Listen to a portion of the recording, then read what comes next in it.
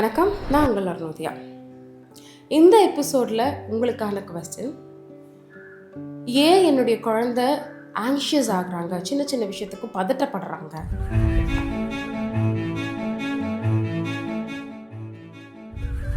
So இதை நான் சொல்லும்பொழுது 2 விதமான எக்ஸாம்பிள்ஸ் உங்களுக்கு சொல்கிறேன், சரிங்களா?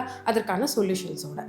ஸோ ஒன்று இப்போது இந்த season public exam season. So written exam உங்களுக்கு இருக்க போகுது. எக்ஸாமுக்கு போகிறதுக்கு முன்னாடி ஒரு குழந்தைக்கு படபடப்பு வரும். ஏன் ஒருத்தருக்கு படபடப்பு வருது? பொதுவாக உங்களை நீங்களே அந்த கேள்வி கேட்டுக்கிட்டீங்க, நான் ஏன் இதுக்கு பதட்டப்படுறேன் அப்படின்னா, ஒன்று அந்த இடத்துல போய் நான் என்ன செய்யணும் அப்படிங்கிறது எனக்கு தெரியாமல் இருக்கும், இல்லை அது எப்படி செய்யணும்னு எனக்கு தெரியாமல் இருக்கும். ஸோ உங்களுடைய குழந்தை எக்ஸாமை நினச்சி பயப்படுறாங்க, இல்லை பதட்டப்படுறாங்க, டென்ஷன் ஆகுறாங்க அப்படின்னா, அவங்கள ஃபஸ்ட்டு ரிலாக்ஸ் பண்ணி எக்ஸாம் பற்றின ஒரு கிளாரிட்டி கொடுங்க. ஆல்ரெடி நிறைய பேர் கொடுத்துருப்பாங்க, கிளாஸஸ் எடுத்திருப்பாங்க. யூ மேக் ஷோர் நீங்கள் குழந்தை கூட உட்காந்து அவங்களுக்கு எல்லாம் தெரியுதான்னு கேளுங்க. நீங்கள் உட்காந்து சொல்கிறத தாண்டி உங்கள் குழந்தைய உட்கார வச்சு, எப்போ எக்ஸாம் எப்படி எழுத போகிறேன், எப்படி எழுதணும்னு தெரியுமா, என்னென்ன ப்ரிப்பேர் பண்ணணும்னு தெரியுமா, இல்லை எப்படி ப்ரிப்பேர் பண்ணியிருக்கிறேன், என்னென்ன எழுதணும், எப்படி எழுதணும், ஒரு கொஸ்டின் பேப்பர் எடுத்துக்கிட்டேன்னா, ஒரு ஆன்சர் ஷீட்டுன்னு எடுத்துக்கிட்டேன்னா, அந்த ஆன்சர் ஷீட்டில் என்னென்ன மெத்தட்ஸ் யூஸ் பண்ணி நீ ஆன்சர்ஸ் எழுதணும்னு தெரியுமா. சிம்பிளாக ரிட்டன் கம்யூனிகேஷன், அந்த ரிட்டன் ஸ்கில் அந்த குழந்தைக்கு இருக்கான்னு டெஸ்ட் பண்ணிக்கோங்க. அண்ட் ஒரு சின்ன ரிவிஷன், நீங்கள் கேள்வி கேட்டு நீங்கள் ஆன்சர்ஸ் கொடுக்குறத தாண்டி உங்கள் குழந்தைகிட்ட இருந்து ஆன்சர்ஸ் வாங்குங்க. ஒரு ரிலாக்ஸ்டான ஒரு காஃபி டேட் மாதிரி ஒரு 15 minutes உங்கள் குழந்தைக்கு ரிலாக்ஸ்டாக உட்காந்து உங்கள் குழந்தைகிட்ட இருந்து கேளுங்க. ஸோ அவங்க உங்ககிட்ட எல்லாத்தையும் சொன்னதுக்கப்புறமா they will be relaxed and they will know what they are up to. எவ்வளோ தூரம் அவங்க ப்ரிப்பேர் ஆகிருக்காங்கன்னு தெரிஞ்சிடும். இது ஒன்று. 2வது, பப்ளிக் ஸ்பீக்கிங். பேசணும் அப்படின்னு வரும்பொழுது எல்லாருக்குமே இருக்கும் டென்ஷன், ஏன் எனக்குமே இருக்கும். ஸோ நான் ஒரு எபிசோடு பேசுகிறதுக்கு முன்னாடியோ, இல்லை ஒரு ஈவெண்ட்டில் போய், இல்லை ஒரு ட்ரைனிங் ப்ரோக்ராமில் போய் பேசுகிறதுக்கு முன்னாடியோ, every time I present something, I prepare for it. பரவாயில்லையா, எனக்கு 15 years எக்ஸ்பீரியன்ஸ் இருக்குன்னு உட்காந்து பேசவே மாட்டேன். Every time I speak, I prepare. இதே தான் எல்லாத்துக்குமே. இது என்னுடைய மென்டார் எனக்கு கற்றுக் கொடுத்தது. She'll say, Aruna have a plan. ஒரு சின்ன நோட்டில் எழுதிக்கோ, இல்லை ஒரு பிரிண்ட் அவுட் கையில் வச்சுக்கோ, இல்லை உன் மொபைலில் நோட்ஸ் எடுத்துக்கோ. So you'll know what is the flow.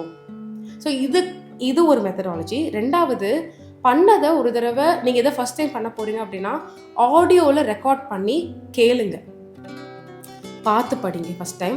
2வது தடவை நீங்களாக என்ன ப்ரிப்பேர் பண்ணியிருக்கீங்களோ அது ஃப்ளோவில் சொல்லி பாருங்கள். உங்களுக்கே உங்கள் வாய்ஸ் கேட்க முடியல அப்படின்னா, you have made a mistake over there. Rehearse it for the second time.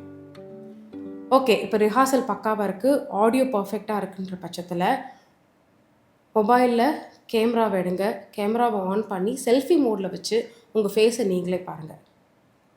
when you're able to face yourself, you will be able to perform anywhere. Try that. So this is for presentation. 3வது, நான் கேள்விப்பட்ட ஒரு கேஸில் இருந்து உங்களுக்கு சொல்கிறேன், சரிங்களா? ரொம்ப பியூட்டிஃபுல்லான ஒரு டெக்னிக் அப்ளை பண்ணியிருந்தாங்க. ஒரு குழந்தை பொதுவான ஒரு இடத்துல தனக்கு வர வேண்டிய ஒரு கிஃப்டை கேட்கறதுக்கு பயப்படுறாங்க. அந்த இடத்துல அந்த கிஃப்டை கொடுக்குற நபர் கமிட் பண்ணியிருக்காரு, உனக்கு நான் கொடுத்துட்றேன்னு. பட் அவங்க கேட்கறதுக்கு பயப்படுறாங்க. ஏன்னா இவங்களை விட நல்லா பர்ஃபார்ம் பண்ணவங்க இருக்காங்க, நான் தான் பண்ணலையே, நான் ஜஸ்ட் ட்ரை தானே பண்ணேன், ட்ரை பண்ணதுக்கே அவர் தரேன்னு தான் கமிட் பண்ணியிருந்தாரு, நான் எப்படி போய் கேட்க முடியும்னு பயந்துட்டே இருந்தாங்க. ஸோ இந்த குழந்தையோட அப்பா என்ன பண்ணியிருக்காங்க அப்படின்னா, இந்த குழந்தை நீண்ட நாளாக கேட்டுட்டு இருந்த ஒரு விஷயம். ஸோ இந்த இடத்துல நம்ம அப்ளை பண்ணுற ஒரு methodology reward system, positive and negative reinforcement.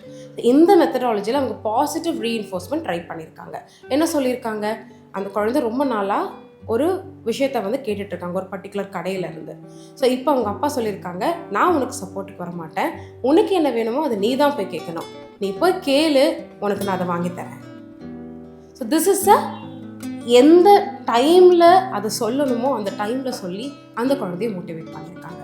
So through this method also you will be able to eliminate anxiousness. So உங்கள் குழந்தை பதட்டப்படுறாங்க அப்படின்னா 3 விஷயம் ட்ரை பண்ணுங்கள். ஃபஸ்ட்டு, எக்ஸாம் பாயிண்ட் ஆஃப் வியூவில் சொல்லியிருந்தேன், உங்கள் குழந்தைக்கு நீங்கள் உட்காந்து பக்கமாக அட்வைஸ் பண்ணுறதை விட்டுட்டு உங்கள் குழந்தை எப்படி ப்ரிப்பேர் பண்ணியிருக்காங்கன்னு ஒரு தடவை காது கொடுத்து கேளுங்க. இது ரிட்டர்னுக்காக சொல்லியிருந்தேன். ரெண்டாவது, பப்ளிக் ஸ்பீக்கிங்னு வரும்பொழுது பொதுவாகவே எல்லாருக்கும் பயம் வரதான் செய்யும். ஸோ அப்படி பயப்படுறீங்க அப்படின்னா முதல்ல நீங்கள் பண்ண வேண்டியது you should have a return plan. என்ன பேச போகிறீங்க அப்படிங்கிறத எழுதி வைங்க, இல்லை நோட்ஸ் எடுத்து வைங்க. பேசுகிறதுக்கு முன்னாடி ரிஹார்ஸ் பண்ணுங்கள். ஆடியோ ரிஹார்ஸ்ன்னு சொல்லியிருந்தேன். கேமராவை செல்ஃபி மோடில் வச்சுட்டு வீடியோவில் செல்ஃபி மோடில் வச்சு ரிஹார்ஸ் பண்ணுங்கள். ஸோ உங்கள் ஃபேஸை உங்களால் ஃபேஸ் பண்ண முடியுது அப்படின்னா பல ஃபேஸஸ் உங்களால் ஃபேஸ் பண்ண முடியும். அடுத்து, எனக்கு தெரிஞ்ச ஒன் ஆஃப் மை ஃப்ரெண்ட் அவங்க சொல்லியிருந்தது, அவங்க டாட்டர் கிட்ட அவங்க அப்ளை பண்ண மெத்தடாலஜி. பயந்தாங்க, பதட்டப்பட்டாங்க, தனக்கு சேர வேண்டிய கிஃப்டை கேட்குறதுக்கு அவங்க யோசிச்சாங்க.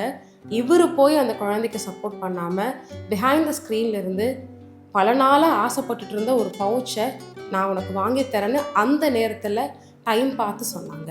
This is called as positive reinforcement. So இந்த 3 மெத்தடாலஜியில் உங்கள் குழந்தைக்கு எது தேவையோ அதை பார்த்து நீங்கள் அப்ளை பண்ணுங்கள். அப்புறம் என்னங்க, வாழ்க்கை வாழ்வதற்கே.